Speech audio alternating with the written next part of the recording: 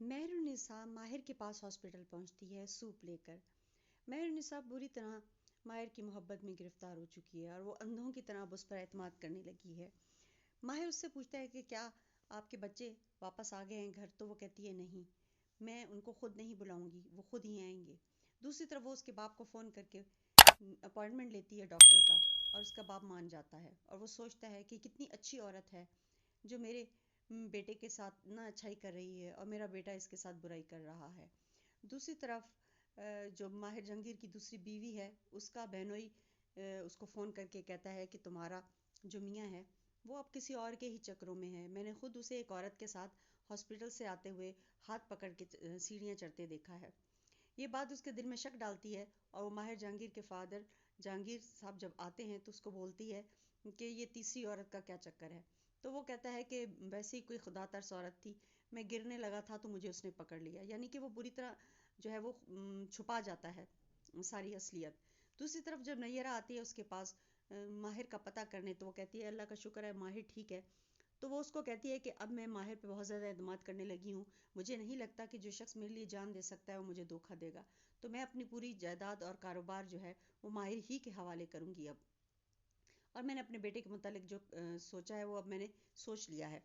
پھپھو یہ بات سنتی ہیں تو فون کرتی ہیں ماہر کو اور کہتی ہیں کہ تم اگر اسی طرح اکڑ اور کے ساتھ وہاں بیٹھے رہے تو تمہاری ساری جائیداد جو ہے تمہاری ماں حوالے کر دے گی ماہر کے۔ اس کی بیوی عفان کی اس کو بہت زیادہ سمجھاتی ہے کہ ہمیں ہر صورت میں جلنا چاہیے ورنہ ساری جائیداد کا مالک جو ہے وہ تمہارا سوتیلا باپ ہو جائے گا۔ یہ بات سن کے عفان جو ہے یہ فیصلہ کر لیتا ہے کہ اب میں گھر واپس آؤں گا۔ دوسرے دن ماہر ہاسپٹل سے گھر آتا ہے اور جو کام والی ہے وہ بہت خوش ہوتی ہے اور اس کو ہلدی کا دودھ لا کے دیتی ہے۔ تو جب پھپھو آتی ہیں تو پھپھو کو وہ کہتا ہے کہ اب آپ جو ہیں آپ کو میری جلی کاٹی باتوں کا عادی ہو جانا چاہیے اگر آپ کو یہاں رہنا ہے تو۔ پھپھو خیر کچھ طنزیہ باتیں کرتی ہے جس کی وجہ سے وہ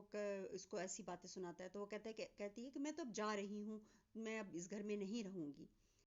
مہرو ماہر سے کہتی ہے کہ تم نے اچھا نہیں کیا، وہ ہدایت اللہ کی بہن ہے۔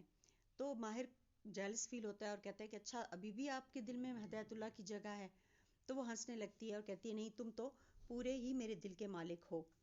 اس کا بیٹا جو ہے سوچ میں پڑتا ہے اور واپس گھر آ جاتا ہے۔ دوسری طرف ضمیر اپنی بیوی سے کہتا ہے کہ تمہیں بھی جانا چاہیے اپنی ماں کی طرف، کیونکہ اگر سب کچھ جو ہے تمہاری ماں نے تمہارے ستیلے باپ کے حوالے کر دیا تو تمہارا حصہ اور تمہارے بھائی کے حصے کا کیا بنے گا، تو تمہیں ضرور وہاں جانا چاہیے۔ دوسرے دن میز پہ بیٹھتے ہوئے وہ اس کو کرسی آفر کرتی ہے گھر کے سربراہ کی، تو وہ کہتا ہے کہ یہ تو آپ کی کرسی ہے، تو وہ کہتی ہے کہ نہیں، سربراہی مردوں پہ جچتی ہے اگر وہ نیک اور لائق ہوں تو۔